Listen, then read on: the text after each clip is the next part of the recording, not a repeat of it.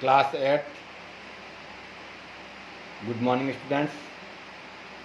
अपनी कविता है ध्वनि, जिसके लेखक है सूर्यकांत त्रिपाठी निराला। जिसके लेखक कौन है? सूर्यकांत त्रिपाठी निराला। यह एक गद्य भाग है जो अपनी पाठ्य पुस्तक वसंत विहार है, उसमें यह पहला अपना चैप्टर है ध्वनि, जिसके लेखक है सूर्यकांत त्रिपाठी निराला। अब देखो शुरुआत करते हैं अपन। अभी न होगा मेरा अंत, अभी अभी तो, अभी अभी ही तो आया है मेरे वन में मर्दुल वसंत। अभी न होगा मेरा अंत, हरे हरे ये पात, डालियाँ कलियाँ कोमल घात। मैं ही अपना स्वपन मर्दुल कर फेरूंगा निद्रित कलियों पर, जगह एक प्रत्युष मनोहर। कि अभी न होगा मेरा अंत, अभी अभी ही तो आया है मेरे वन में मर्दुल वसंत। अभी न होगा मेरा अंत, हरे हरे ये पात, डालियाँ कलियाँ कोमल घात। मैं ही अपना स्वपन मर्दुल कर फेरूंगा निद्रित कलियों पर, जगह एक प्रत्युष मनोहर। यह एक कविता है। इसके बारे में कवि क्या कहना चाह रहा है? अपने ध्वनि के बारे में बताना चाह रहा है कि इस कविता के माध्यम से ही कि जो लेखक है सूर्यकांत त्रिपाठी निराला जी, वो क्या बता रहे हैं। देखो कि कवि आत्मविश्वास के साथ अपने आलोचकों को जो ये मानते हैं कि कवि का कवित्व प्रभावशाली नहीं रहा है, कि कवि आत्मविश्वास है, अपने अंदर आत्मविश्वास भर के कॉन्फिडेंस से कह रहा है, आत्मविश्वास के साथ अपने आलोचक जो कि दूसरों को, आलोचक का मतलब क्या होता है कि बुराई करना, निंदा करना, उनको बता रहा है, आलोचकों को जवाब दे रहा है कि जो ये मानते हैं कि कवि का जो कवित्व है, कवि क्या करते हैं? कवित्व करते हैं, रस गायन करते हैं, तो कवित्व का जो अब प्रभावशाली नहीं रहा है, कि आलोचक क्या कह रहे हैं कि कवियों का अब जो कवित्व है वो प्रभावशाली नहीं रहा है और उनका कवि जीवन अब समाप्त होने वाला है। और आलोचक क्या कह रहे हैं कि अब जो कवि है जितने भी, उनका क्या हो रहा है कि जो उनका जीवन है वो अब क्या है, समाप्त होने वाला है। किसमें? कवित्व में, काव्य में। कि जैसे कि हर चीज़ की देखो अलग अलग डिग्री होती है, जैसे अपन पढ़ाई करते हैं, साइंस है, बीएससी है, बीकॉम, ऐसे ही कवि भी है, वो भी कवित्व में, इनमें भी मास्टर डिग्री हासिल करते हैं। तो आलोचक क्या कह रहे हैं कि अब इस कवित्व में, कवित्व का जो कवि है, जो राष्ट्रगान काव्यहास करते हैं, उनका जीवन अब समाप्त होने वाला है। प्रत्युत्तर देते हुए कहते हैं, अपने आप में उत्तर देते हुए कहते हैं, दूसरों को उत्तर देते हुए कह रहे हैं कवि कि प्रत्युत्तर देते हुए कहते हैं कि उनके जीवन रूपी उपवन में अभी भावनाओं और कल्पनाओं रूपी वसंत का आगमन हुआ है। कि प्रत्युत्तर देते हुए क्या कह रहे हैं कवि कि उनके जीवन रूपी उपवन में, जो अब इनका जीवन रूपी उपवन है, उपवन मतलब जंगल, जिसको अपन पूरा जंगल बोलते हैं, तो जीवन रूपी मन का जंगल है। यहाँ पे कवि कह रहा है कि मेरे अंदर जो जीवन रूपी उपवन है उसमें अभी भावनाओं और कल्पनाओं रूपी वसंत का आगमन हुआ है। जिस प्रकार वसंत का आगमन होता है और जो पेड़ पौधे मुरझाए हुए होते हैं, उनकी कलियाँ जो मुरझाई हुई रहती है, उनमें अपने आप ही फल फूल आने लग जाते हैं, लगते नहीं लगते, उसी प्रकार कवि क्या कह रहा है कि मेरे जीवन रूपी उपवन में अभी अभी भावनाओं और कल्पनाओं का वसंत रूपी आगमन हुआ है। जिस प्रकार वसंत के आगमन से प्रकृति का वातावरण संगीत में होता है, कवि कह रहा है कि जिस प्रकार वसंत ऋतु के आगमन से जो ये पृथ्वी है, जो प्रकृति का जो वातावरण है, वो क्या हो जाता है, संगीतमय हो उठता है। चारों ओर मनमोहक और परिवर्तित प्रकृति दिखाई देती है, और चारों ओर अपन को मनमोहक, सुंदर और परिवर्तित प्रकृति दिखाई देती है। चारों तरफ अपन को वसंत ऋतु का आगमन से, अपन कहते हैं वसंत पंचमी मनाते हैं, तो वसंत पंचमी के आगमन से क्या होता है कि चारों तरफ मनमोहक प्रकृति अपन को दिखाई देने लग जाती है, कि सुंदर सुंदर फूल आने लग जाते हैं चारों तरफ, आते नहीं आते। तो इससे क्या होता है कि प्रकृति एक अपने आप में सुंदर चादर ओढ़ लेती है वसंत के आगमन में। ठीक उसी प्रकार उसके मन में भी आशा और उमंग का संचार। ठीक उसी वसंत के आगमन से जिस प्रकार पृथ्वी मनमोहक हो जाती है, उसी प्रकार कवि कह रहा है कि मेरे अंदर भी ठीक उसी प्रकार मेरे मन में भी, उसके मन में भी आशा और उमंग का क्या हुआ है, संचार हुआ है। एक आशा और एक उमंग, नई किरण का क्या हुआ है, संचार हुआ है, जो उनकी कविताओं के माध्यम से प्रकट, जो कवि के अंदर जो संचार, जो उमंग का आभास हुआ है, वो किसके माध्यम से प्रकट करेगा? वो अपनी कविताओं के माध्यम से प्रकट करने चाह रहा है, जिसका अंत कभी भी संभव नहीं है। कवि कह रहा है कि जिसका अंत कभी भी संभव नहीं है।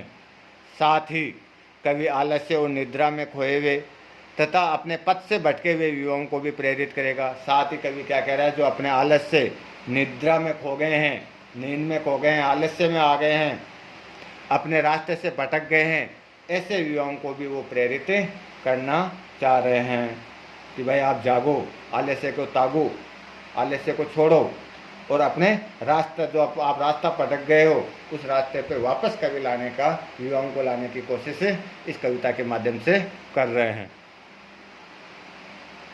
जैसे वसंत में प्रत्येक पत्ता हरा, डालियाँ कोमल और कलियाँ अर्ध खिली होती है, और वसंत उन कलियों को अपने सपनों जैसे मधुर और कोमल हाथों से जगाकर नए सवेरे का आरंभ करता है। अपन देखते हैं जैसे वसंत में क्या होता है, वसंत ऋतु आते हुए से पहले प्रत्येक पत्ता क्या मुरझा भी रहते हैं, लेकिन जैसे ही वसंत का आगमन होता है पत्ते हरे हो जाते हैं, होते नहीं होते, डालियाँ जो होती है वो कोमल और कलियाँ अधखिली होती है, और वसंत उन कलियों को अपने सपनों जैसे मधुर और कोमल हाथों से जगाकर नए सवेरे का आगमन करते हैं। अभी जैसे कि कलियाँ अधखिली हुई रहती है, लेकिन जैसे ही वसंत ऋतु का आगमन होता है तो उन कलियों में क्या हो जाते हैं, नए नए फूल आ जाते हैं। आते नहीं आते उन उसी प्रकार क्या कह रहे हैं कवि कि अपनी कविता के नए नए ओजस्वी विषयों के माध्यम से युवाओं में उत्साह का संचार करके उन्हें आलस्य से जगाकर वह सही मार्ग पर लाकर एक नई आशा से परिपूर्ण भविष्य का निर्माण करेगा, जिससे वह सुपुत और अग्रसर हो सके।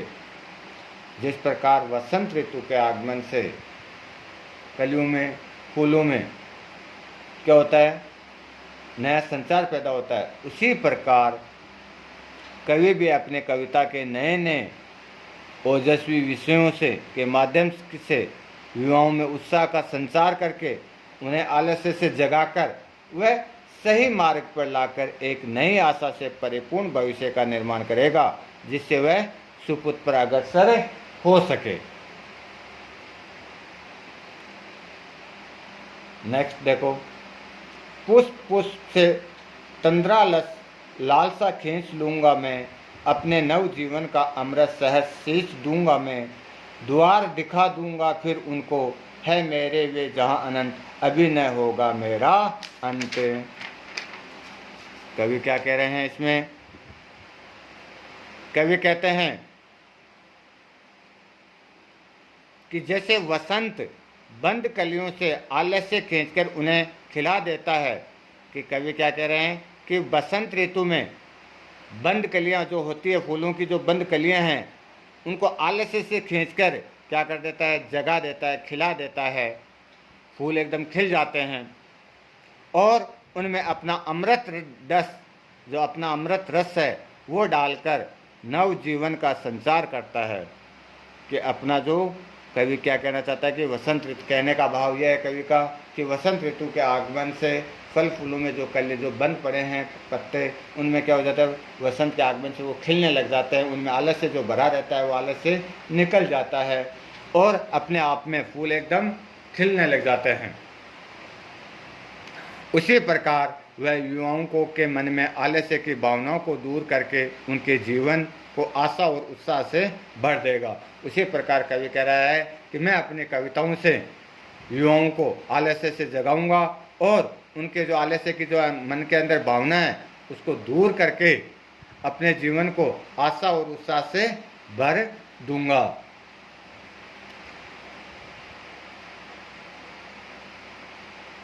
वह अपनी कविताओं के द्वारा अनंत परमात्मा तक पहुंचाने का मार्ग दिखाएगा। और कवि क्या कह रहा है कि मैं अपनी कविताओं के माध्यम से जो अनंत परमात्मा है, जो परमात्मा जो भगवान है, वहाँ तक भी युवाओं को पहुँचाने की मैं कोशिशें करूँगा, रास्ता दिखाऊँगा कि भगवान किस प्रकार मिलते हैं।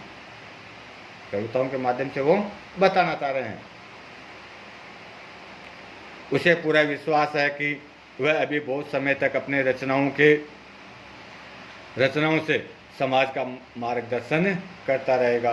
कवि को अभी विश्वास है कि मैं अपनी कविताओं के माध्यम से, रचनाओं के माध्यम से समाज का मार्गदर्शन करता रहूँगा। इस प्रकार ये कविता है अपने लेसन ध्वनि, जिसके लेखक अपने सूर्यकांत त्रिपाठी निराला है। वो अपने कविता के माध्यम से युवाओं को बताना चाह रहा है। कविता की तुलना उन्होंने किससे करी है? वसंत ऋतु से करी है। जिस प्रकार वसंत ऋतु में नए फूल, उसी प्रकार वो कह रहे हैं कि अभी कवियों का जो कवित्व है वो समाप्त नहीं होगा। जो युवा भटक गए हैं रास्ते से, आलस्य त्यागते हैं कि इसमें कोई भविष्य नहीं है, लेकिन कवि क्या कह रहा है कि मैं अपने रचनाओं के माध्यम से समाज को मार्गदर्शक करता रहूँगा। ठीक है, धन्यवाद।